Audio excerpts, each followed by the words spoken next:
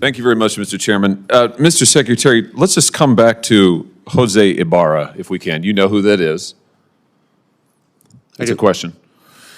You know what he did? I know what he's accused of doing. Which is?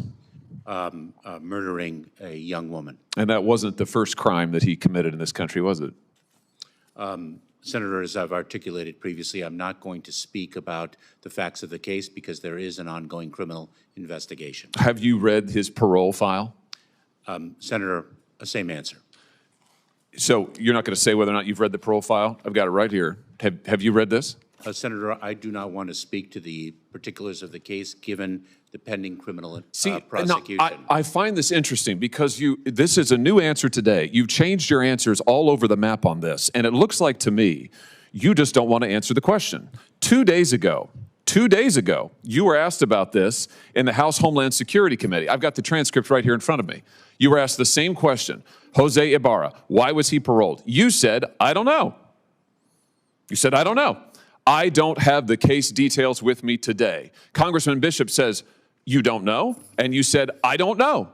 I don't have the details with respect to that individual's case, but I would be pleased to provide them to you, Congressman. You didn't know 2 days ago.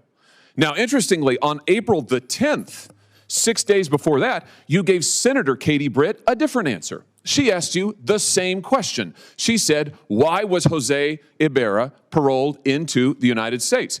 You said, and I quote, Ranking Member Britt, there was no derogatory information of which we were aware.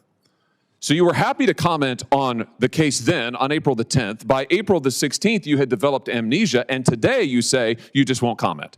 So which is it, Mr. Secretary? Now that we have the file, I'll tell you what the difference is.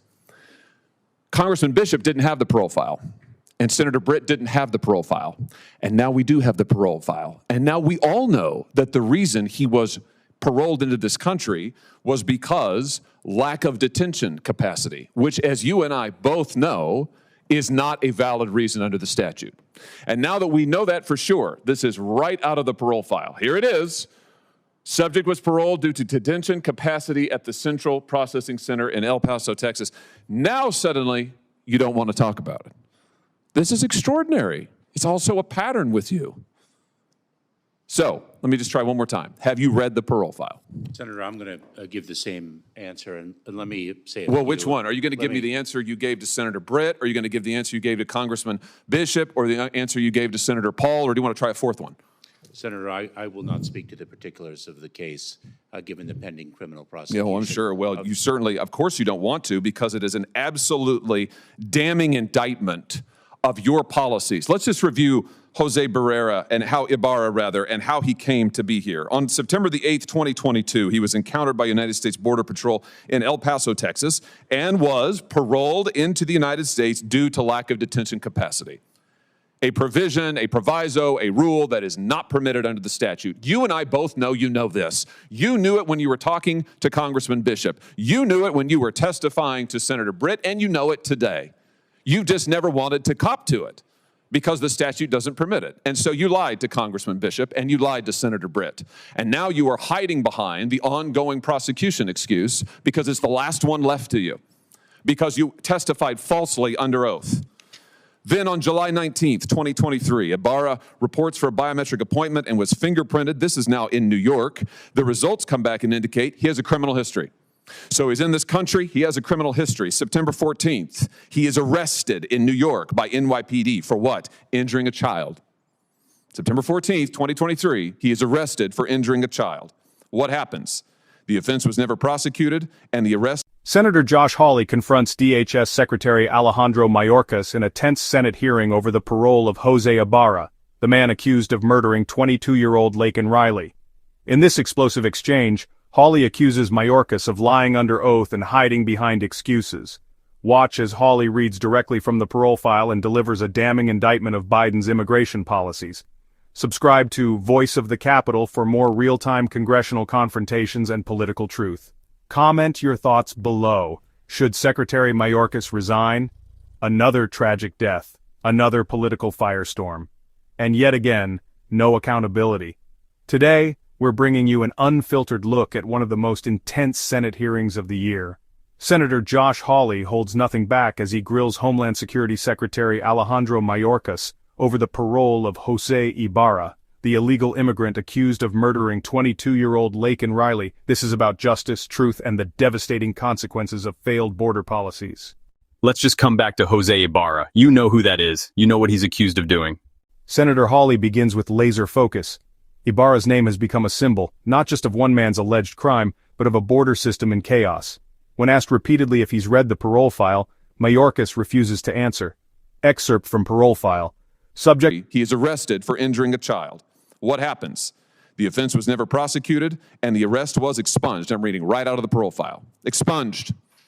Nothing is done to this guy. He had a criminal record to start with. He's in the country on illegal grounds. You have falsely and illegally allowed him in. He commits a crime against a child. He's not prosecuted. It's expunged. In November, get this, in November, Ibarra files an application for employment authorization. And unbelievably, on December the 9th, 2023, it's approved.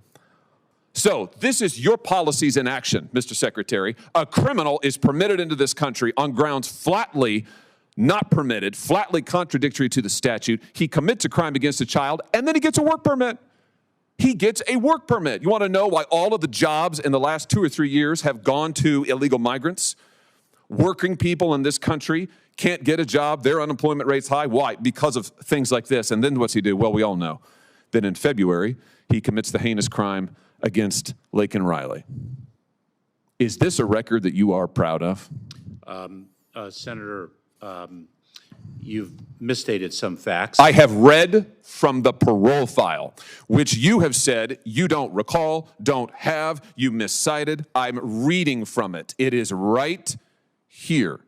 And I've just, pursuant to the speech and debate clause, I have just read it into the record. And the reason is, you have lied repeatedly to Congress and to the American people about this. They deserve to know. And the only way they're going to know is if I tell them. I've just told them. It's in the record now. I've read it verbatim from the parole file.